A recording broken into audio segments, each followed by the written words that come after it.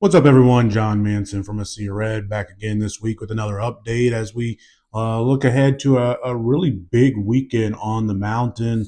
Several sports in action. Women's soccer going for the Conference USA Championship today at noon, Friday. And field hockey begins Big East tournament play in the semifinals this afternoon. Both of those are at Liberty on campus. The tournament for each have been and will be held in Lynchburg on campus at Liberty. So, big moments for those two women's programs, and women's basketball has also got a game this afternoon at home, and then men's basketball has the Field of 68 showcase this weekend. And obviously, football is playing host to Missouri State, the third and final of three straight home games Liberty has hosted consecutively here as we move into the middle part of November, early to mid November. So first, want to talk about that Field of 68 event, kind of quick preview. Obviously, check out AsiaRed.com for all the information for everything Liberty Athletics, including a detailed preview of the game against Charleston Friday night. We'll also have a recap from that, post-game press conference from that. Press conference is also out there already from Richie McKay previewing the event. And then we'll have recaps from the game Friday night, and then also preview for Sunday's game against FAU. But just want to touch on that a little bit. I mean, it's a huge game, first of all, a huge weekend, first of all, for men's basketball to be able to host two quality mid-major programs in Charleston and FAU is huge. I mean, these two teams are as good, if not better, than any team we'll see in Conference USA this season and the last couple of years. They're as good as any team that's come into Liberty Arena, at least since Grand Canyon a few years back. I mean, these are NCAA tournament potential teams that will compete in both the CAA and the American Conference, respectively.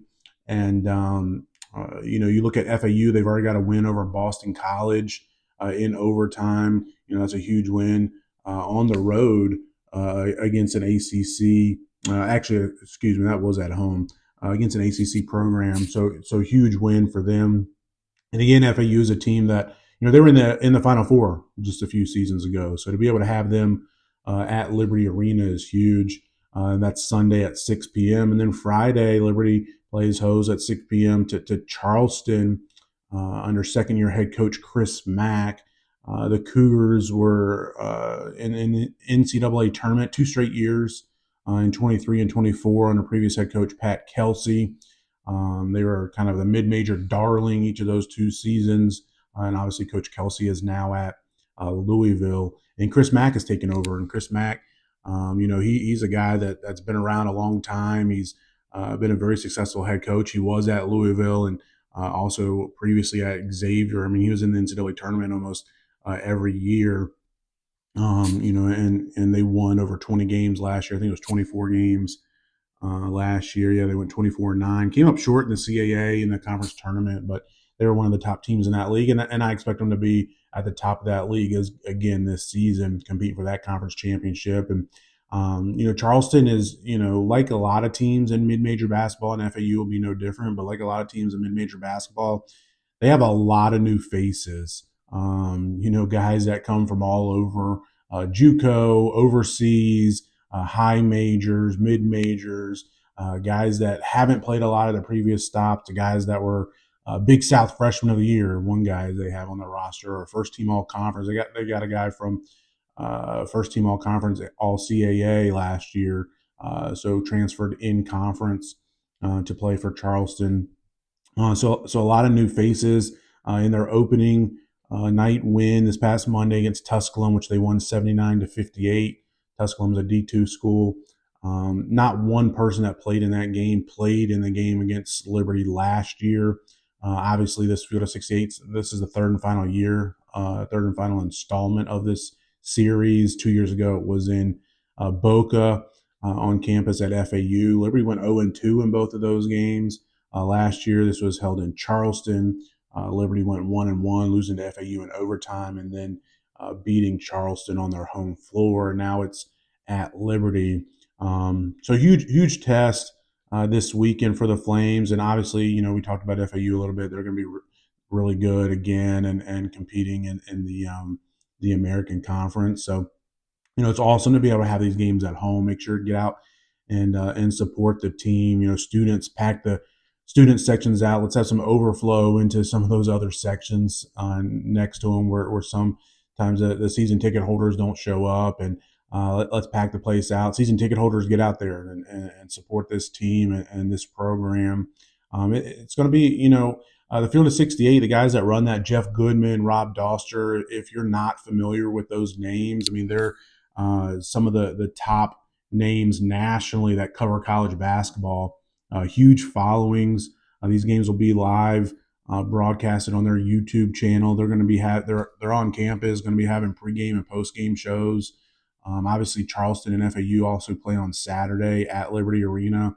It's going to be a great time to showcase Liberty Arena, our facilities, this men's basketball program, and what a terrific job Coach McKay has done in building this into a mid-major power, and then also showcase our university. We don't get national level guys like this on campus frequently that cover men's basketball or even football, like a Jeff Goodman and a Rob Doster. So let's pack out Liberty Arena, make it a first class event, a raucous atmosphere. If you're a Liberty basketball fan and you can get to Liberty Arena Friday and or Sunday, get there. Let's show off this university and support our teams, support our program. It's going to be a tough event, and the one thing about basketball too is it's different than football, right? Like, as we saw with our football team this year, the Flames, if you drop a couple of non-conference games early in the season, it can derail your season. And obviously, we'll talk about that here in a minute. Liberty's still in the hunt for Conference USA championship there, but it really affects your brand and your case nationally. Men's basketball is not that way, right? I mean, we just talked about it. 2 years ago, Liberty lost both of the games in this event, and last year went 1-1, and certainly had no significant impact or bearing on the outcome of the seasons. It does help, it does test the team, helps Coach McKay and the staff and his team know where they stand currently. And the team that we're going to be in February and March is not the same team we are right now, right? I mean, a lot of new faces. Coach McKay is still trying to figure out this rotation and what he's got and who he's got and what they like to do and where they like to do it at and all that sort of stuff. He talked about it Monday night in the post game following that win over Kentucky Christian, how he's still learning this team, and then also Josh Smith and Isaiah Enan, both of them have been injured. Don't expect both of them to play. Maybe we'll get one of them back, at least limited this weekend. But we're going to be tested, especially in the front court. Talked about that some on the men's basketball podcast preview show that we posted earlier this week. Go back and watch that if you haven't yet. But we talked about how this is going to really test our team in the front court specifically. I mean, the guard line will be able to compete with just about anybody in the country, certainly at the mid-major level. And but right now we're banged up a little bit unknown in the front court. It doesn't mean we can't get it done. I certainly think we can. Liberty's a 7.5 point favorite over Charleston. But again, we don't know a ton about these teams right now. I think a lot of that's due to just Liberty being at home. But come on out and support the team. I mean, it'll be a lot of fun. Should be two really good games, and come out Saturday too. I mean, it's Friday and Sunday obviously fall under the Liberty season ticket package or individual tickets or students can get in as well too, free of admission like normal. Saturday is a non-ticketed event for that game between Charleston and FAU, 6 p.m. So if you're in town for the football game at 1 o'clock against Missouri State, slide on over to Liberty Arena, watch some really good mid-major basketball. Like I said, it's non-ticketed, free. So coming in and enjoy that if you like college basketball. Turning gears over to the football team, Liberty hosts Missouri State. Obviously, it's a lot of similarities to this team and this game as it was last year with our last week against Delaware. Obviously both of these teams are first-year programs in the FBS, first year in Conference USA. Both have had some success early and looking to keep that going. I mean, and they're both, kind of pass-centric teams. Delaware is obviously leading Conference USA in passing, and Missouri State is kind of just behind them. So a lot of similarities to draw with that game last week, excuse me, against Delaware. But it's going to be a challenge. Don't let those similarities fool you into thinking that Liberty is going to have no problem with Missouri State and going to score 59 points. I mean, I don't think Liberty will score 59 points again this season. That's just it's unusual. They might not score 59 points the next two games. Hopefully that's not the case. Hopefully we can hopefully this offense has turned that corner. We'll find out a lot about that on Saturday. But this is a Missouri State team which hasn't given up 30 points yet this season, except for USC in their season opener. And some of their stats on the season are skewed slightly due to that game where they gave up over 70 points on the road at USC in their first ever game as an FBS member. And I'm sure just about anybody that would play USC in that situation, in that scenario, as your first time in the FBS, first game as an FBS member going across country pretty much, would have a hard time not allowing a lot of points to the Trojans. But outside of that game, Missouri State's been really solid on defense. Like I said, holding everybody else under 30 points. Now they do give up, 20 most of the time. Teams score in the 20s. So it's going to be a test for this Liberty defense. Missouri State's typically really good against the run. Obviously, we saw what Evan Dickens did last week in the Liberty offense running the ball. Obviously, Dickens went over 200 yards, had 4 touchdowns on the ground. Don't expect that again, right? I mean, that the most rushing yards a Liberty running back or a Liberty player has had since Rashad Jennings back in 2008, so almost 20 years ago. So you certainly don't expect that again. But Liberty's got to find some success running the ball, right? That's what Liberty does under Coach Chadwell is we run the ball.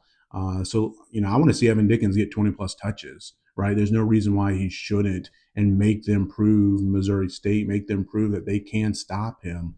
And he's proven to be an explosive runner. I mean, he had an explosive touchdown run early in the season.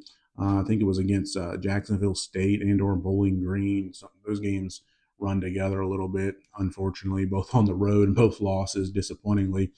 Then also in the season opener against Maine, if you remember, he had caught that screen pass in the flat and took it to the end zone, which gave us our first lead there in the fourth quarter. So, and then obviously what he did last week, a 72-yard touchdown run against Delaware. So he has the ability to get to the second level and to push it into overdrive and run past the defense. So love to see him get 20 plus touches.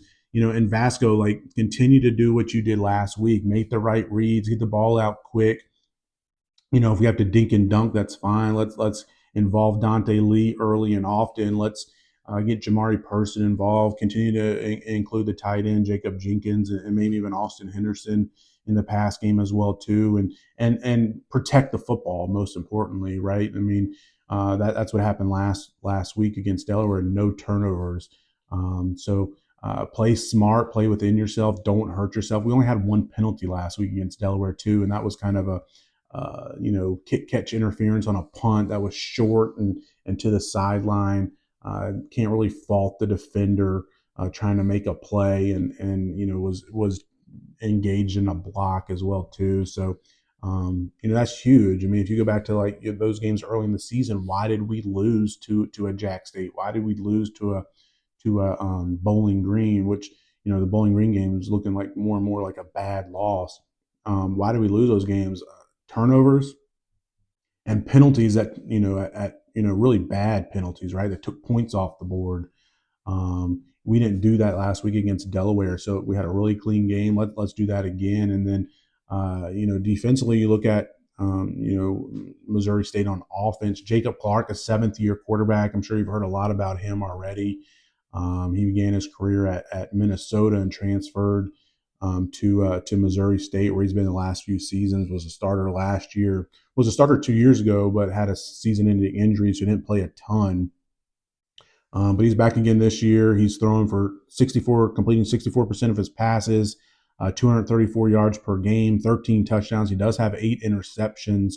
And Missouri State seems to be prone to give up pressure on their offensive line. Giving up a lot of sacks this season. So hopefully Liberty can force him to make plays. He's not necessarily a dual threat guy. Minicucci last week against Delaware was a guy that could certainly impact the game, and we saw that some on the ground. He led the team in rushing. Clark can do that. That's not really his first, second, or third option most of the time. He's typically trying to get the ball out. He spreads the ball around a lot too. I mean, tons of different receivers get involved. 4 different receivers with 20 or more catches, 9 with at least 9 receptions, 8 different receivers with at least 1 receiving touchdown, 6 with 2 or more receiving touchdowns. So he spreads the ball a lot, spreads the ball around quite a bit. Shamari Lawrence is the running back transfer from FIU. He's 4th in Conference USA in rushing.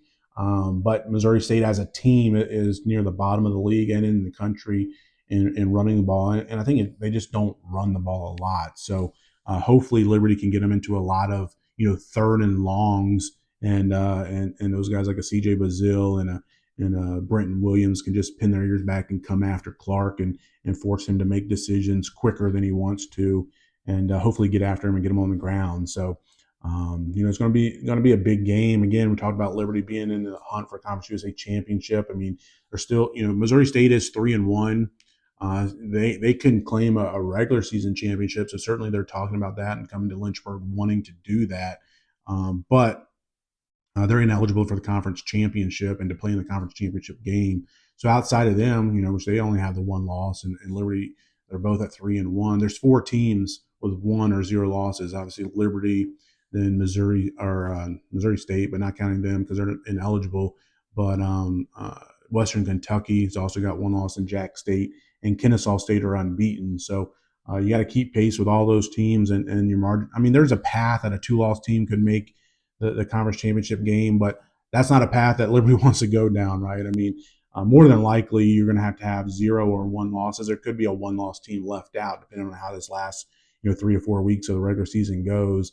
A lot of games against those teams in the top 2, like Jack State still plays Western Kentucky. They still play Kennesaw State.